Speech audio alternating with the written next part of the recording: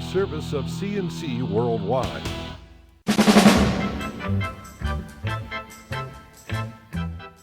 CNC Podcasts are a service of CNC Worldwide, brought to you by the Greece Chamber of Commerce, providing more than 800 member companies with business solutions since 1984.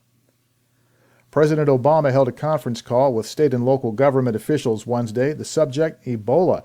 Monroe County Executive Maggie Brooks says the president told them local health departments and airport directors will now be in the loop for the national daily health briefings. His message to us was really more about making sure that the federal officials maintain their connection to local communities, because he said any success in preventing or minimizing the opportunity for an Ebola outbreak is contingent upon local communities being part of the solution. Brooks says the county's getting lots of calls asking what's being done locally about Ebola. She says protocols are in place, including screening at the airport for people who appear unwell and watching hospital emergency departments.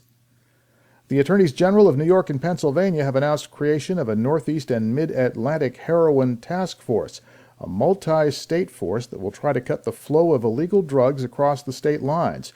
New York, Pennsylvania, New Jersey, and Massachusetts will pool their intelligence and manpower to fight drug movement across their borders. New York Attorney General Eric Schneiderman says drug dealers often rely on crossing state lines to get away from a particular jurisdiction. This will remove that shield.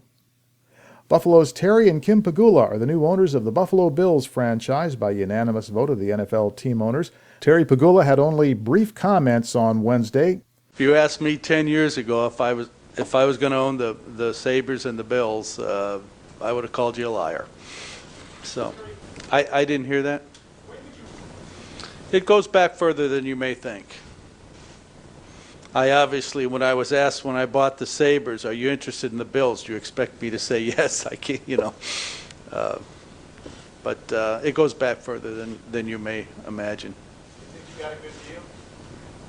I got a hell of a deal.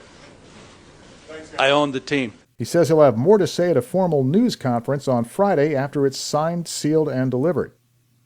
A man was killed Tuesday when a car pulled onto the road in front of his motorcycle in Henrietta. The Monroe County Sheriff's Office says it happened on Calkins Road near Colony Lane. Excessive speed was said not to be a factor. The identity of the deceased has not yet been released.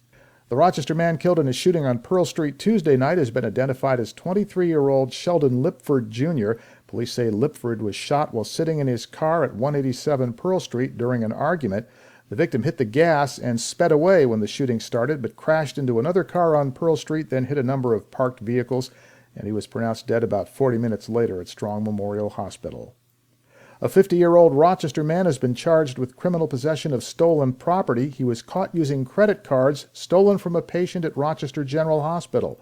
Michael Infantino is charged with stealing the cards while Fred Cornell was in the hospital's intensive care unit. Infantino reportedly charged $5,400 on Cornell's cards before he was caught. Irondequoit police arrested a burglar after they were tipped off by neighbors who spotted the man hanging around. They say 32-year-old David Holtz was arrested on 2 counts of second-degree burglary, plus charges of grand larceny and criminal mischief. He's being held in the Monroe County Jail. United States Senator Charles Schumer says the U.S. Army Corps of Engineers has approved a permit for a railroad siding expansion at the American Rock Salt Mine in Livingston County. ARS wants to extend its rail spur by 1,500 feet so it can get longer salt trains under its loader.